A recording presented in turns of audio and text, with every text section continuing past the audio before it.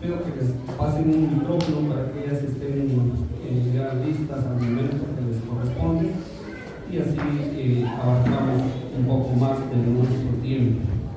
Pueden sentarse, mis hermanos. Creo que nuestro hermano Max va a proyectar la escuela y creo que no tenemos necesidad de ver nuestras escuelitas, ¿verdad? No con ello se nos está diciendo de que ya no la compremos, ¿verdad? Porque como ya la están proyectando, ya no hay necesidad de comprarla, ¿verdad? Pero es muy bueno porque en el transcurso de la semana se puede dar lectura. Entonces es necesario que usted tenga su escuelita y pueda alimentarse en el transcurso de la semana. Hemos venido, mis hermanos, estudiando unas grandes lecciones, unas lecciones muy importantes. Hemos visto cómo el Señor comenzó a llamar a sus discípulos, cómo el Señor llama al discipulado, cómo el Señor en el discipulado, en el Evangelio, en las buenas nuevas que Él ha venido anunciando, ejerce poder y ejerce a la vez su autoridad, ¿verdad? Son las lecciones que hasta hoy hemos aprendido, mis hermanos. Nos hemos dado cuenta cómo el Señor ejerce poder y autoridad, lo que Él tiene, ¿verdad? Y hoy, ¿cuál es la lección? La lección número 4, que se titula Embarcaciones y semillas. No les voy a decir que si ustedes han ido al mar, creo que la mayoría ha ido al mar, ¿verdad? La mayoría ha ido a la orilla del mar, o quizás en algún momento se ha adentrado hacia el mar. Pero si ahora vengo y pregunto si usted ha sido curioso o ha sido curiosa, ¿qué es lo que tenemos a la orilla del mar? Arena. ¿Qué más? Agua. ¿Qué más? Al sol. Tenemos espacio, mis hermanos. ¿Se ha dado cuenta que cuando usted va a la orilla del mar, usted se da cuenta alrededor que hay? Hay espacio, mis hermanos, mucho espacio, ¿verdad? Pero hoy, mis hermanos, se nos va a hablar de eso también, que en las prédicas o en el mensaje de nuestro Señor Jesucristo, en ese gran espacio que había al momento de ir a la orilla del mar, vemos a los alrededores, hay mucho espacio, pero dice que en ese tiempo no había espacio. Entonces no eran 100, no eran 200, no eran 300, sino dice que era una multitud que seguía a ¿quién? A Jesús. Embarcaciones y semillas. Marcos 40:30, digo Marcos 4:30, me estoy yendo hasta el 40, mis hermanos, no sé si ya hay 40 también. Marcos 4:30, ¿alguien se aprendió el verso de memoria? Ya está, ya. Dice, decían también, ¿a qué haremos? No, decía también, ¿a qué haremos semejante el reino de quién? De Dios. Había una pregunta aquí, había algo que inquietaba al decir, bueno, ¿cómo va a ser nuestra enseñanza para esta multitud? ¿A qué haremos semejante al reino de Dios? ¿O con qué parábola la compararemos? Ese es el texto de memoria, mis hermanos. Y decía, ¿quién? Nuestro Señor Jesucristo. ¿A qué haremos semejante al reino de Dios? ¿O con qué parábola la vamos a comparar?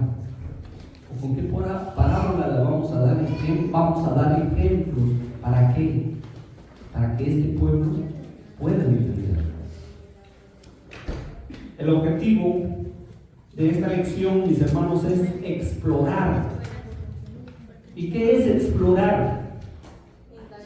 Indagar. Es ir allá a algo desconocido que usted va a ver qué nuevo va a encontrar. Eso es explorar.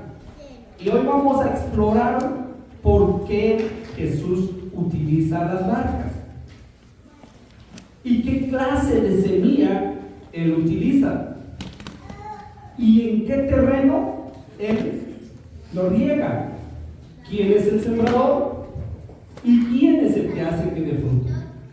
Eso es lo que usted y yo hoy vamos a comprender.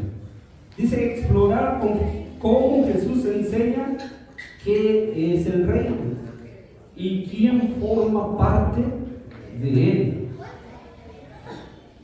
Los textos claves, mis hermanos, están desde Marcos capítulo 3, versículo 7 al 4:30. Nos va a hablar de esas embarcaciones, nos va a hablar de esa multitud, nos va a hablar del sembrador, nos va a hablar de la semilla y nos va a hablar en el momento de la elección de sus discípulos y también nos va a hablar por qué el Señor, por qué en el transcurso del Señor y el pueblo hay una distancia. Eso vamos a darnos cuenta. Lo que hay en Marcos 3, 7 en adelante nos habla de la multitud a la orilla del mar. Ya les puse un ejemplo. Cuando vamos a la orilla del mar, lo que vemos es mucho espacio, pero en ese momento dice que no había espacio, sino el Señor le dice a sus discípulos que preparen desde ya una barca antes que llegasen, porque había mucha gente que lo apretaba. También en el mismo lapso de nuestra lección nos va a hablar sobre la elección de los 12 apóstoles. También se nos va a hablar sobre la blasfemia que hacían, la blasfemia contra el Espíritu Santo. ¿Quiénes hacían eso? ¿Quiénes querían hacerle quedar mal al maestro? También se nos va a hablar sobre la madre y los hermanos de Jesús. Y el capítulo 4, mis hermanos,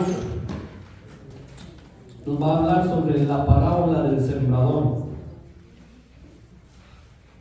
y sucesivamente llegar hasta el versículo 34. Mis hermanos, elegí a 2 hermanas sobre mediten esto. Quiero que el resto nos pongamos a analizar. Una vez me invitaron a mí en cierta congregación y curiosidad me llevó a aceptar. Estando en la reunión habían bastantes, hicieron sus cantos y todo ello y nos dijeron: este es el momento de hacer silencio, porque va a hablar la profeta. Al grado, mis hermanos, que todos llegaron y se inclinaron lo más que pudieron. Y bueno, yo no tenía no tengo esa creencia, esa fe puesta así. Y yo me quedé normal, mis hermanos, sentado. Y alguien llegó de reverencia, llegó y me dio una palmada aquí en la espalda y me dijo: hermano, sí, le digo yo, ¿verdad? Ya estaba yo en reverencia. ¿Será que se puede inclinar? Me dijo. ¿Por qué? Porque ahorita es el momento donde va a hablar la profeta. Y miren, mis hermanos, a tal grado que quedó un silencio total y todos se inclinaron y comenzó a hablar la profeta. Entonces, mis hermanos, en esto, medite en esto. Quiero que todos le pongamos atención hacia dónde nos quiere llevar la lección. Y nuestras sugerencias, nuestras preguntas, nuestras respuestas las vamos a llevar hasta donde dice comente al respecto. Quiero llegar hasta ahí y solo quiero repasar donde dice mediten esto, y le pido a nuestra hermana María que nos dé lectura en base a lo que nuestra escuela quiere darnos a conocer en esta mañana.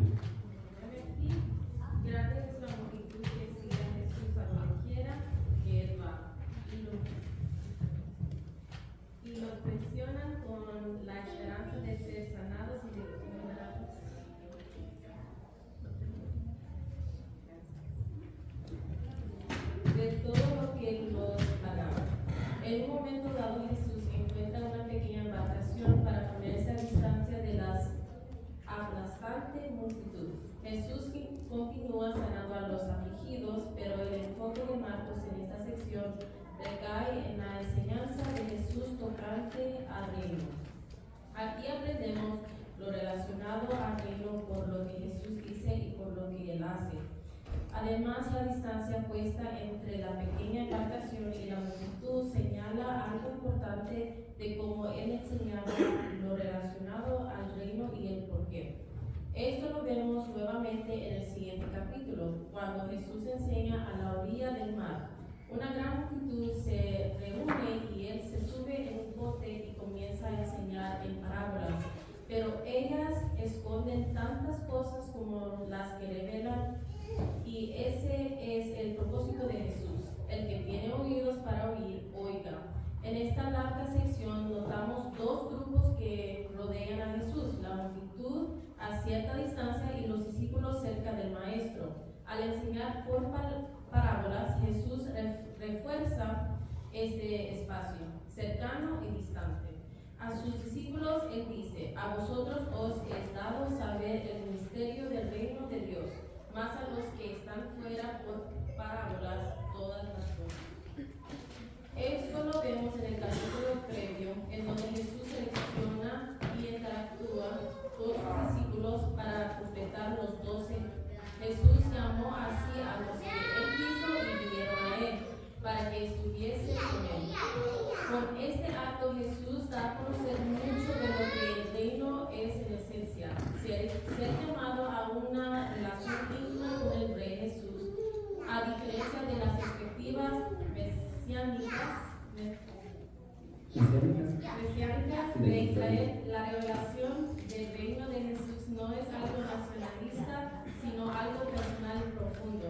Las multitudes buscaban milagros en vez de poner su atención en el Mesías. ¿Quién podría culparlos? Pero eso no es el reino. Los discípulos, por su parte, no buscan los milagros, sino al Maestro. Gracias, mi hermano.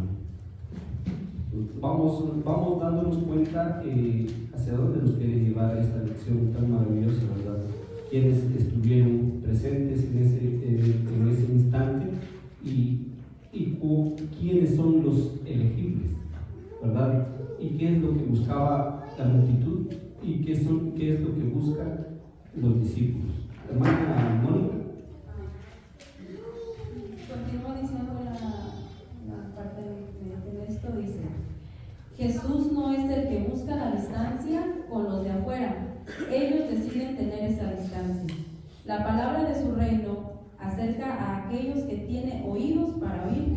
En la siguiente historia podemos ver el deseo de Jesús de acercar a aquellos de afuera cuando los escribas lo acusan de echar fuera demonios por el poder de Beelzebú. Esto en presencia de su familia, los discípulos y en la siempre presente multitud. En respuesta, Marcos dice que Jesús los llamó, pero ¿quiénes son ellos? ¿Los escribas? ¿Los discípulos? ¿La familia o la multitud? O quizá a todos ellos, puesto que Él les dice una parábola. ¿Cómo puede Satanás echar fuera a Satanás? Pregunta Él. ¿Puede una casa dividida prevalecer?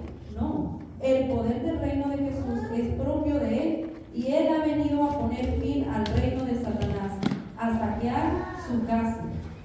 ¿Tuvo alguno oídos para oír las enseñanzas de Jesús?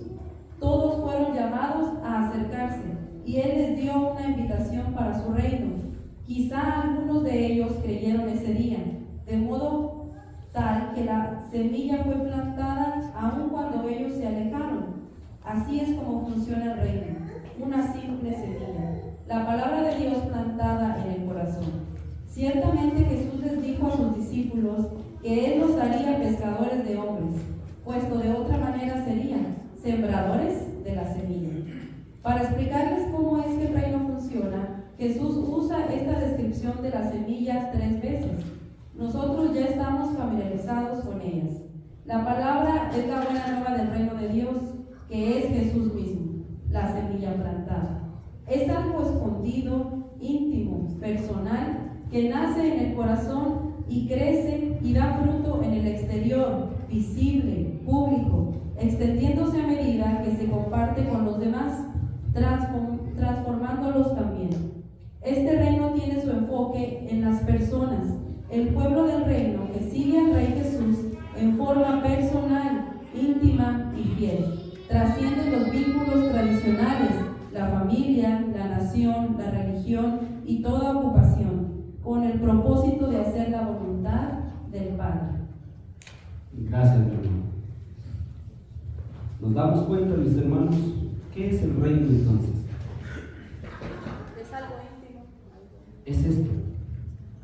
Allá afuera, cada líder que pregona hacer el bien para el pueblo, lo hace colectivamente. Y muchas veces cumple o no cumple. Muchas veces terminan no cumpliendo sus promesas. Mas Jesús, en su reino, mis hermanos, no es allá colectivamente, sino Él va directamente, personalmente, íntimamente.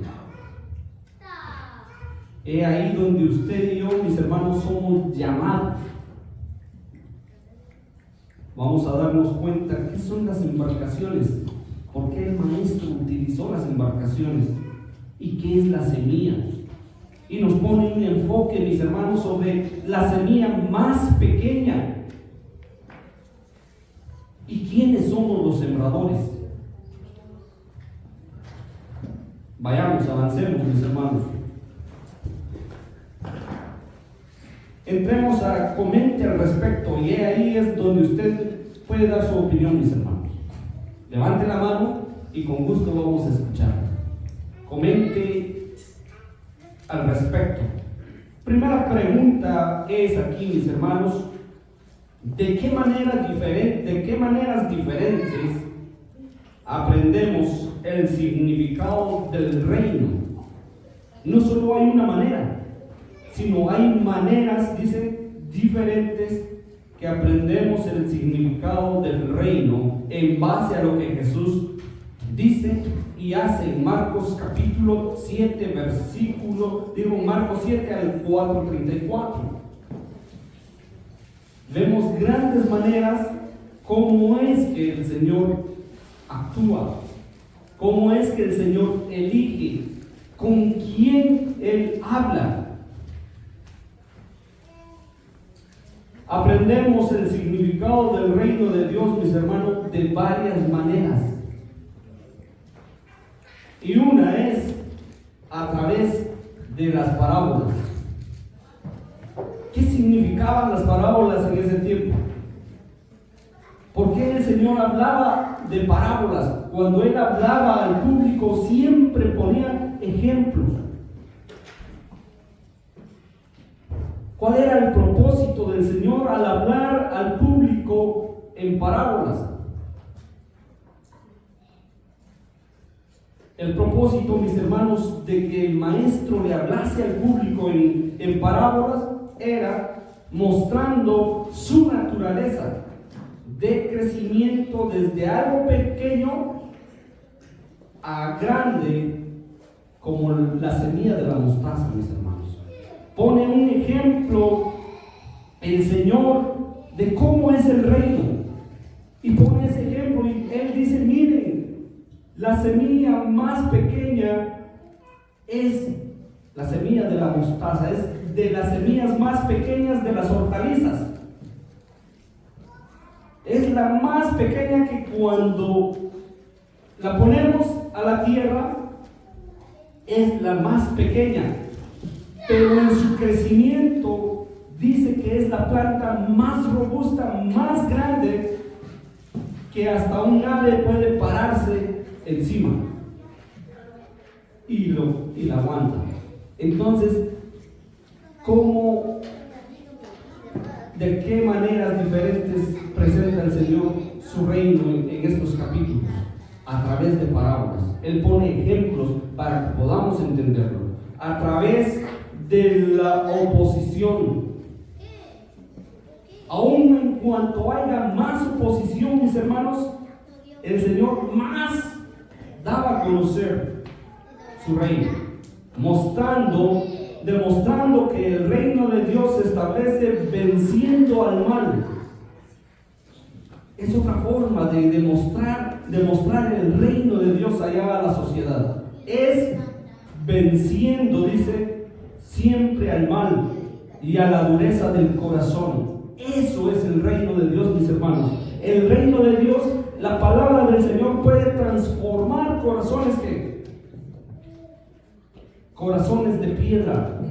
Las puede transformar a un corazón sensible, a un corazón que pueda reconocer quién es Dios. Otro punto, mis hermanos, es a través de la elección de los 12 discípulos. Él, mis hermanos, demuestra su reino eligiendo a personas capaces de llevar y esparcir la semilla. Él fue directo, él no fue al azar en decir, bueno, aquel hermano que se venga, aquel otro que se venga. No, él fue directo a elegir a sus discípulos. Y siempre ha sido directo al elegirnos a usted y a mí. ¿Para qué? Para que sigamos haciendo el trabajo de regar la semilla. He ahí, mis hermanos, es donde el Señor demuestra las diferentes maneras. ¿Qué significa el reino? A través de la elección de sus 12 discípulos, formando un nuevo pueblo, formando un pueblo elegido para Dios, formando un pueblo que le pueda servir, formando un pueblo que pueda reconocerle como su rey, formándonos a usted y a mí para ese pueblo. Otra manera es, mis hermanos, a través de la enseñanza sobre el presente, el efecto que hace la palabra del Señor y el efecto que va a tener en la vida futura. Así enseña el Señor su reino. ¿Qué efectos trae? A través de la enseñanza sobre el presente y el futuro. En ese tiempo ya estaba presente el reino. ¿Quién era quién? Nuestro Señor Jesucristo.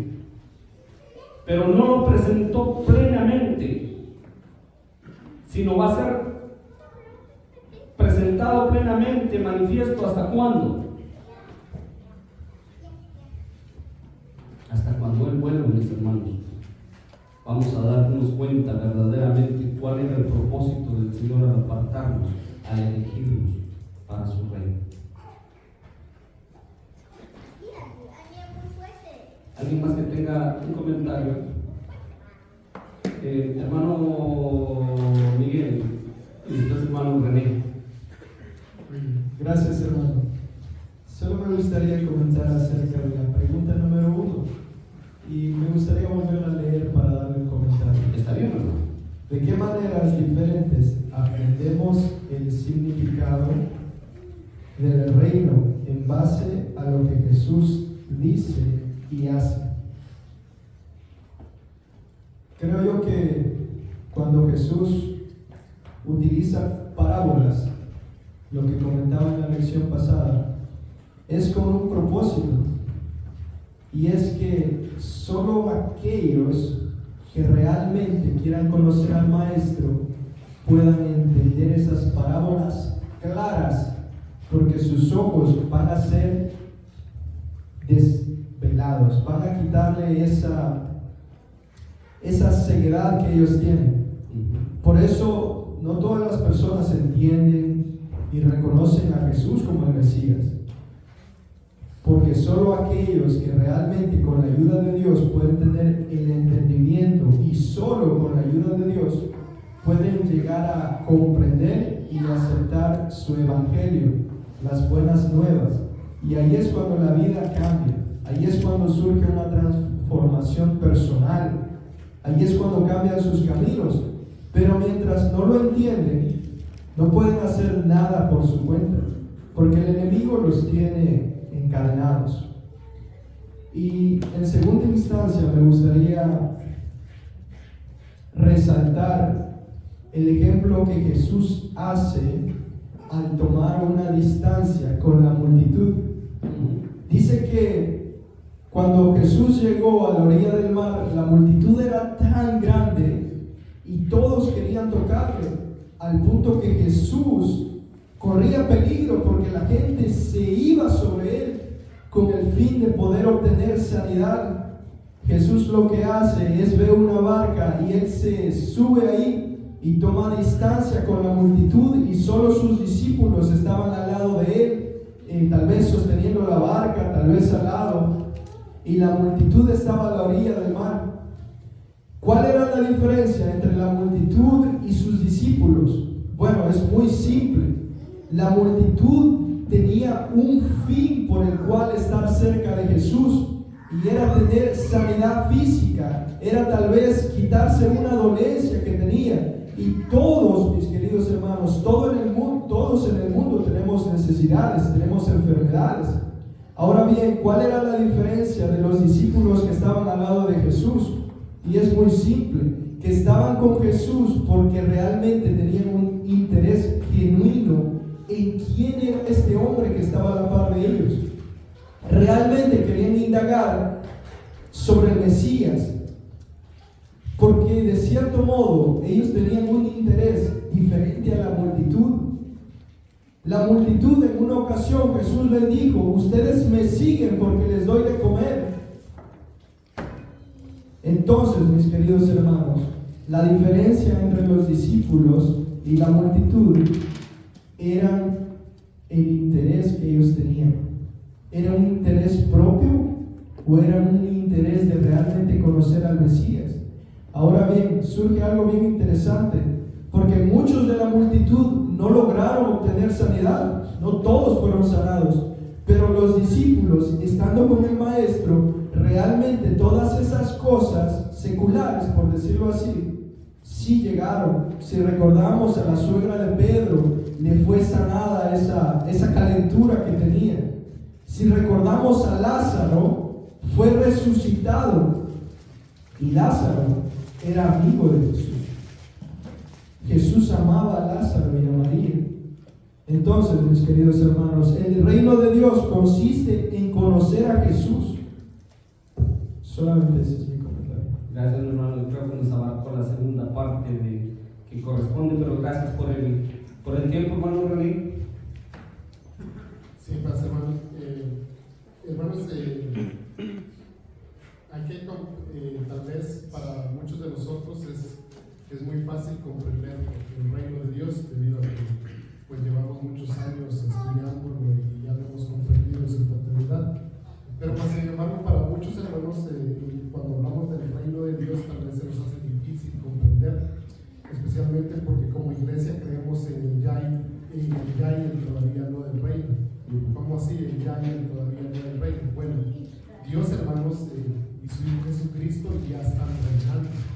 Ya el reino está establecido, pero no es un reino literal, no es un reino colectivo, es un reino individual. Por eso decía la pregunta: ¿de qué manera Jesús nos enseña acerca del significado del reino? Bueno, una de las maneras importantes que debemos de comprender es que es una forma íntima. En otras palabras, mis hermanos, uno decide. Por eso dice Juan: a los suyos vino y los suyos no lo recibieron, mas a todos los que lo recibieron les dio la potestad de ser hechos suyos. Entonces, usted y yo decidimos, hermanos, quién reina en nuestro corazón. Si decidimos que Cristo reina en nuestro corazón, entonces el reino ya se ha establecido. Jesucristo dijo: el reino de los cielos se ha acercado a nosotros. Pero está cerca, está muy cerca, es tangible, pero no todos lo podemos acceder, como decía el hermano Miguel. Ahora yo sí, pues dividimos, ¿cómo se dice? Dividimos un poquito, hermanos, en el sentido de quiénes lo pueden y quiénes no. Bueno, si nos damos cuenta en el ejemplo, ¿por qué la barca, hermanos? ¿Qué representaba la barca entre la multitud y Cristo? Una distancia, ¿verdad? Una distancia. Pero la predicación, ¿para quién era? Para todos. ¿Quiénes la recibieron? Pues los apóstoles, supuestamente, ¿verdad? Son los apóstoles, y la otra multitud no. La pregunta sería, ¿nosotros, hermanos, estaban cegados y condenados? No, porque entonces contradecimos el texto que dice que Cristo vino a salvar al mundo. Entonces, lo que creemos, hermanos, es que la distancia la ponemos en los seres humanos. O sea, No Jesús. no Jesús, exacto. Eso es lo que tenemos que cumplir. Exacto, no Jesús, hermanos. Como iglesia, hermanos, creemos en la predicación, pero de una manera en la que todos tenemos la oportunidad, porque la humanidad, hermanos, fue predestinada para ser salva. Para ser salvo. ¿Okay? Entonces, no hay condenados, sino solo hay personas que no la quieren, que la rechazan, que están en la multitud, pero que están lejos de Jesucristo. Entonces, para tenerlo en cuenta, hermanos, que nosotros mismos decidimos cuándo queremos que Cristo empiece a reinar en nuestros corazones. Por último, hermanos, recordemos las etapas del reino. Ahorita, como dije, es un reino en nuestros corazones, pero vendrá, hermanos, el reino colectivamente. Cuando Jesucristo establezca sus pies en el monte de los olivos, entonces tendremos la plenitud del reino, que ahorita, hermanos, no la podemos ver, pero Cristo ya está reinando en nuestros corazones. Así es, mis hermanos. Gracias por el comentario. Y eso es lo que debemos de comprender, mis hermanos. El Señor ya está reinando. ¿Pero dónde está reinando? ¿En algún pueblo? No. ¿Está reinando en dónde? En nuestro corazón, en nuestra vida. Y por eso decíamos que una de las maneras de representar el reino es que el Señor reine en el corazón de cada uno de nosotros. Hoy en día no es visible, y hoy en día por eso muchas personas allá afuera no creen en el Señor. Y es una de las maneras, mis hermanos, el por qué el Señor presenta su reino en base a parábolas. Va a ser visible hasta cuando Él venga y nos reúna, entonces hasta ahí va a ser visible. Pero el Señor ya está reinando hoy en día, mis hermanos. Segunda parte es, comenta respecto al número 2, dice, ¿con qué propósito usa Jesús los botes? ¿Por qué el maestro, mis hermanos, dice que le dijo a sus discípulos anticipadamente, preparen una barca? ¿Por qué quería huir? Eran muchas las personas, dice, que a tal grado que él dijo, cualquier persona iba a ir, mis hermanos, con enfermedades, muchas cosas, muchas enfermedades contagiosas. Y una de ellas fue que todos querían que tocar a Jesús. Y se dan cuenta que las enfermedades, ¿qué pasa? Si usted toca a alguien y la enfermedad es contagiosa, ¿qué pasa? Se va a pegar. Y el otro punto era de que el Señor hacía un punto muy importante, mis hermanos. ¿Qué distancia hay ahorita entre usted y yo? ¿Hay una distancia? Sí. ¿Con qué propósito? ¿Por qué no me puse yo a dar la lección allá en medio de ustedes? ¿Cómo? Para que todos lo veamos. Exactamente. Porque más de algunos, si yo estuviera hasta atrás y yo comience a hablar, ¿qué les toca a ustedes hacer? Voltear a ver. Siempre hay que voltear a ver. Y me voy a poner de espaldas. Y no voy a llamar la atención. Ese era el otro propósito del maestro, mis hermanos, habiendo mucha gente aquí. Él no podía hablar ahí en medio, mas él dijo, preparen una barca. ¿Y saben para qué servía la barca? Este púlpito representa, ¿qué representa este púlpito? Atención, mis hermanos. Representa atención. He aquí donde todos tienen puesto la mirada, ¿hacia dónde? Hacia el púlpito. Entonces, mis hermanos, la barca dice que hacía como un púlpito flotante. Una plataforma. Eso representaba la barca. Los estudiosos dicen que, como en ese entonces no teníamos este aparato que tengo yo ahorita aquí, ¿verdad? En ese entonces no había micrófono, mis hermanos, no había todo lo que hoy hay. Entonces dicen los estudiosos que al momento de que el Señor utilizaba la barca dentro del mar, dice que hacía que la voz del Señor se escuchara mejor, hacía que el público le pusiera atención. Perdón, hermano, siempre, Hermano hermano, Gabriel. el mar da un eco. Ajá. El mar da un eco. Y ese eco, hermano, se va. Ajá. Y con ese eco la multitud estaba escuchando el mensaje de Jesús. Usted se va a la de un cerro, pega un grito, el cerro le responde. Y los que están lejos escuchan. Entonces, para eso Jesús ocupó el barco como una plataforma y un púlpito, porque si él hubiera estado de en medio, la gente no hubiera escuchado. Ahora, ¿por qué no hubiera escuchado? Porque la gente, hermanos, iba con una gran necesidad, que tan solo tocarlo ellos eran sanos. Y como usted decía, tenía que guardar la distancia para poder explicar. Si usted no guarda su distancia hacia nosotros no podemos entender. Pero ahora usted está allí, está explicando, pero todos nosotros estamos viéndolo a usted. Estamos poniendo ese cuidado. Por la necesidad que iban a poner a la gente. Si una necesidad tenía de ser sanado, aunque les sanara, no iban a hacer caso. Mejor se alejó y se va al mar para poder hablar la palabra del Señor. Solamente. Así es, hermano. Entonces, los propósitos de usar los botes, mis hermanos, al momento de hablar al público era evitar la oposición. Siempre habían personas que no compartían lo que el maestro decía. Entonces, al momento de abordar un bote, dice que el Señor evitaba la oposición. Al momento de usar una barca, dice que Él creaba espacio. Al momento de usar una barca, dice que el maestro controlaba la revelación. Al momento de usar una barca, Él la usaba como una plataforma para enseñar. ¿De qué manera las ilustran? Ilustrando de qué manera la palabra de Dios se comparte desde un lugar separado pero accesible. El enfoque de uso de los botes no era solo sanar, sino para regalar o predicar, o regar y predicar la palabra a todo alma. Ese era el enfoque, mis hermanos.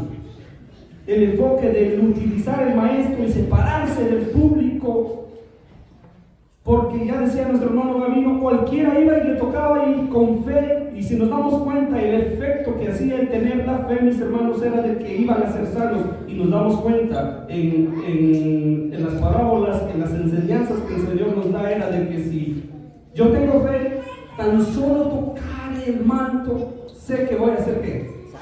Sano. Y si hubiese pasado así, cualquiera le tocaba, obtenía lo que quería y ¿qué pasaba?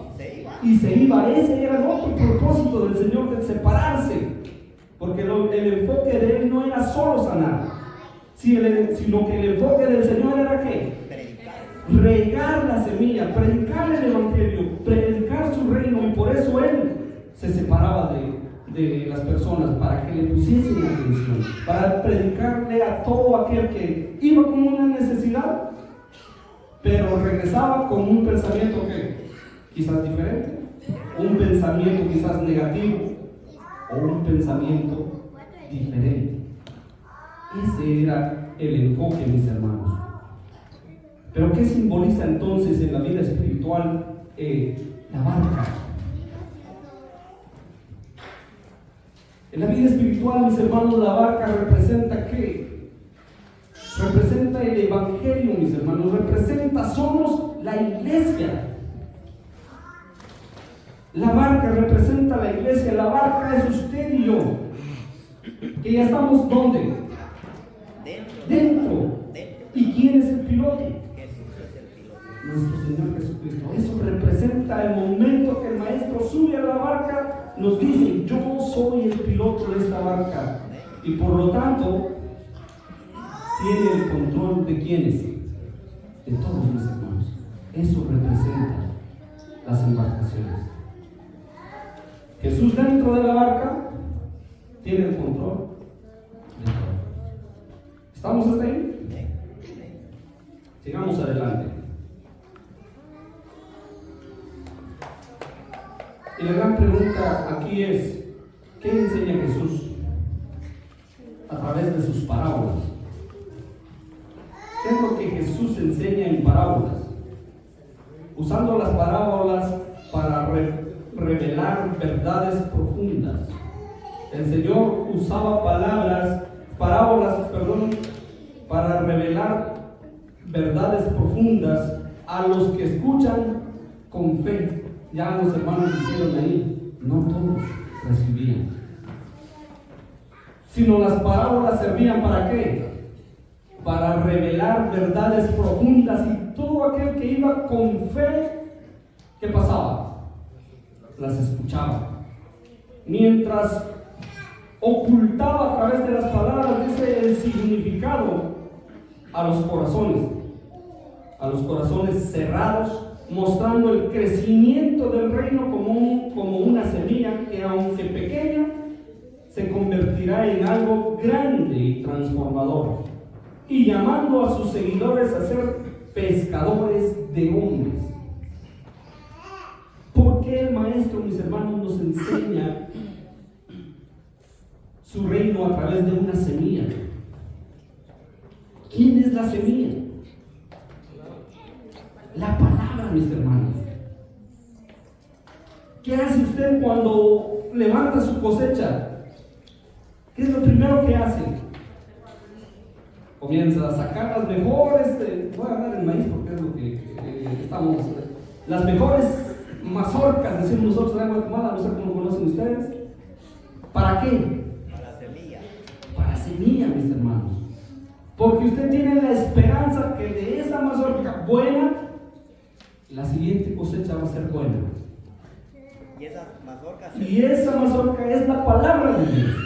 Esa semilla es la palabra de Dios, mis hermanos, que la hace tan pequeña, y vemos lo profundo del reino de Dios, mis hermanos, es de que de esa semilla pequeña dice que se hace un árbol frondoso, un árbol demasiado fuerte, un árbol que cualquiera que llega a pararse ahí siempre va a tener la esperanza de sostenerse.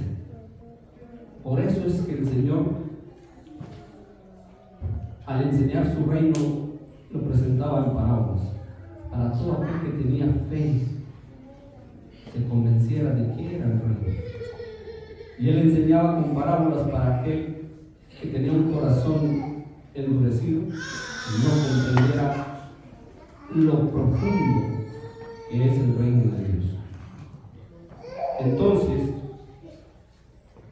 y también con las parábolas nos hace comprender, mis hermanos, qué es el reino, y nos transforma a tal grado de que usted decide ser un pescador de hombres.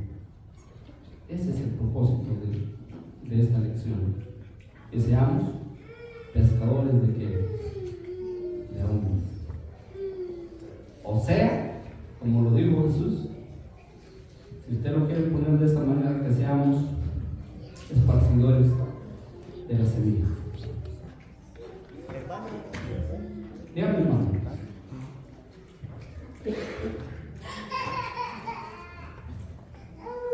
Sí, mi hermano. Y yo pienso, hermano, que en esa época Cristo tiró la semilla, la tiró.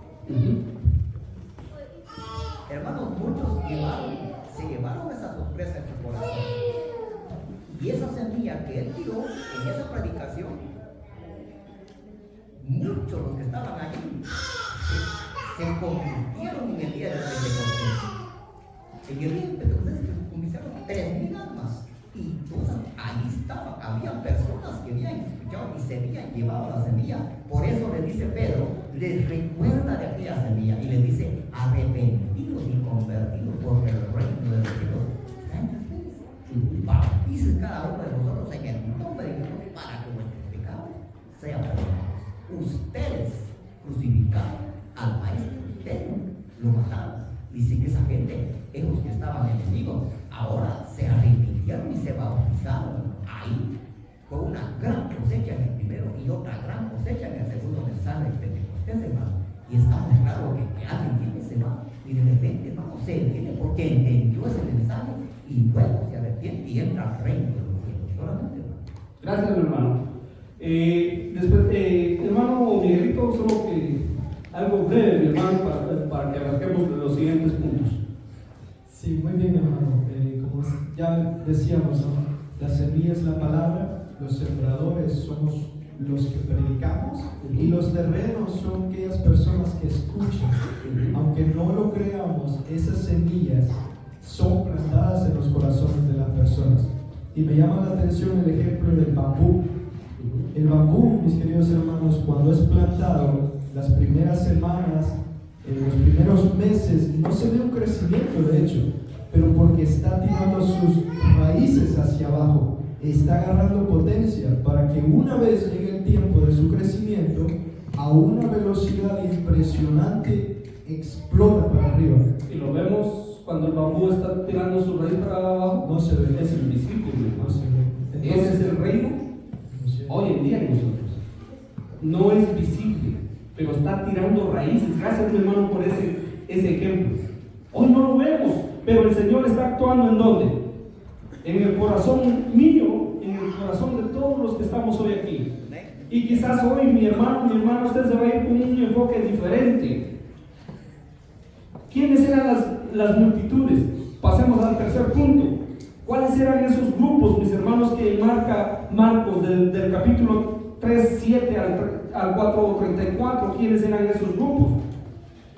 Eran personas, eran líderes religiosos, los fariseos, los escribas, La multitud, los que escuchaban la multitud, gracias, mi hermana, la familia, y los que conspiraban en contra del Señor.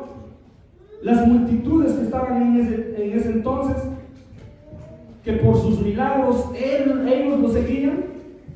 Los 12 apóstoles elegidos, ¿por quién? ¿Por la multitud? No, por Jesús, mis hermanos. Los 12 apóstoles que elige para que lo acompañen. También los acompañaban la propia familia de Jesús, su madre y sus hermanos.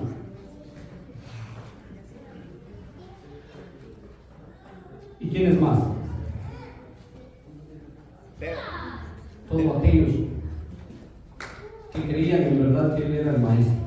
Pero, ¿Quiénes hermano, estaban dentro de la barca? los discípulos, hermano. Sus apóstoles, sus Sí. discípulos. Pero su familia tenía ese gran cuidado con él, mis hermanos. Sí, hermano.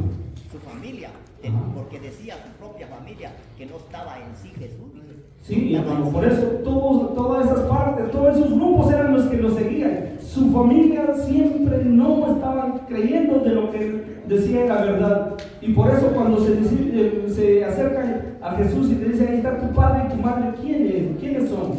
Mi padre y mi madre no son ellos, sino son los que hacen ¿qué? la voluntad de Dios. Los que hacen mi voluntad. Ellos son mis padres y mis hermanos. Todo aquel que hace la voluntad de quién. Del Padre. Esos son los grupos, mis hermanos. Sigamos adelante y quiero entrar al punto siguiente. El numeral 4.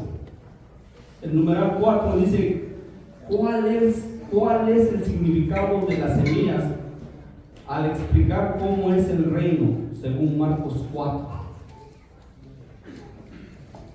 Marcos 4 nos habla de las parábolas, de la parábola de qué? La parábola del sembrador, mis hermanos. Es una parábola que ilustra cómo es el reino de Dios, mis hermanos. ¿Quién es el sembrador? ¿Quién es la semilla?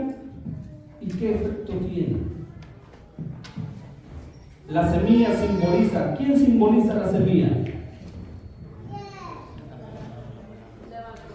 La semilla simboliza la palabra de Dios, mis hermanos. El Evangelio. Eso es lo que usted y yo y todo aquel que ve, y creo que nos van a ver más de algún momento en alguna plataforma, tengamos claro, mis hermanos, esto, que la semilla representa la palabra de Dios. Y la palabra de Dios, ¿qué tiene? Tiene poder. Entonces, mis hermanos, la semilla simboliza la palabra de Dios, el mensaje del reino, que tiene poder. Quizás muchas veces intrínseco para crecer y transformar, aunque su resultado dependa del terreno. La semilla, mis hermanos, tiene fuerza, tiene todas las vitaminas que se necesitan para producir. Pero ¿por qué muchas veces no hace efecto? Depende en qué tierra sea regada. Y la tierra, déjenme decirle, mis hermanos, es el mundo, es la humanidad en sí. Allá hay diferentes terrenos, mis hermanos, terrenos áridos, con espinos, con tierra que muchas veces el que produce más es hierba mala. Y hay tierras buenas, mis hermanos. Allá en el lugar de donde vengo es tierra negra y ahí hay mucha producción de papa, y los paperos, le decimos nosotros porque siembran papa, buscan esa tierra porque ellos dicen, es que la tierra negra sí es buena para que dé buen fruto. La tierra dice que hace que produzca más papa, y la gente lo busca. Hasta hoy en día están pagando 1,000 quetzales por cada cosecha porque produce, y la gente lo sigue pagando porque la tierra responde. Pero ¿quién podría ir a un desierto a sembrar papa? Quizás debe, pero no tiene el mismo efecto. Entonces, depende, mis hermanos, la clase de tierra, pero la semilla tiene la misma fuerza, tiene el mismo poder para dar su fruto. Entonces, sigamos adelante. Quiero pasar a un punto donde nos lleva a qué clase de terrenos hay. Primero quiero abarcar esto, mis hermanos. Marcos 4:14 nos logra decir que la semilla es la palabra de Dios. También ahí en Marcos 4 nos hablan, mis hermanos, quién es el sembrador. Quería hacer algo con ustedes, pero el tiempo se nos está yendo. Pónganse de pie, todos los que están bautizados.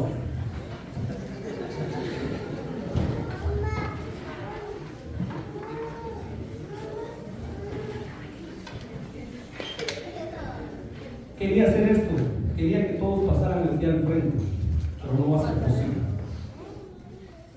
Pero todos los que estamos parados, mis hermanos, notemos que ya estamos dentro de ¿qué? El barco. Estamos dentro del barco. Y usted y yo ya fuimos elegidos por el Señor. Ya somos sus discípulos del Señor. Transformémoslo y llevémoslo a que usted es un sembrador, mi hermano. ¿Y el sembrador qué hace? Siembra. Riega. ¿Quién da la semilla? Cristo Jesús da la semilla. Mis hermanos, que desde hoy nos creamos que seamos sembradores de ¿qué? Y que seamos pescadores de ¿qué? De hombres. Tenga arquitectura en su título, sea ingeniero, sea médico o sea un simple limpiador de casas. Usted y yo somos sembradores.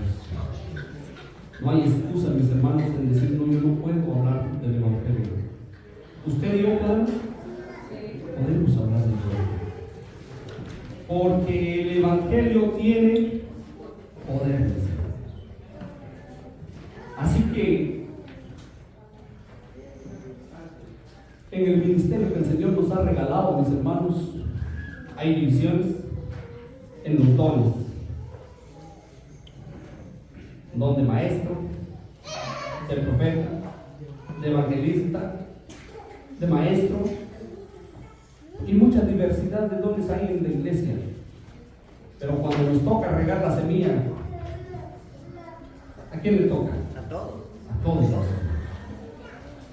Así de pie, ahora sí pónganse de pie todos. Y los que se van a poner son a los primeros que les vamos a regar la semilla. Y después nos toca allá afuera. Allá afuera hay mucha multitud que quiere ser sanada. Mucha multitud que quiere ser sanada. Pero también hay mucha multitud que espera que le abramos su corazón y le sembremos esa semilla que el Señor nos ha otorgado, mis hermanos. Reflexione en esto. ¿Le ha llamado Jesús a estar cerca de Él? ¿Cuántos hemos escuchado el llamado? Todos, mis hermanos. ¿Cómo se experimenta esa intimidad en la vida diaria? Sin querer, mis hermanos, nosotros podemos evangelizar, pero requiere una intimidad con el Señor a diario. Cercanía. Una cercanía. ¿Cómo es que la intimidad trasciende a todos los demás compromisos? El compromiso nuestro sea sembrar. El Señor dará el resultado, porque la palabra del Señor dice que tiene poder y en su tiempo dará ese resultado. El Señor los bendiga, mis hermanos, y la paz de Dios en sus corazones y el tiempo en nuestro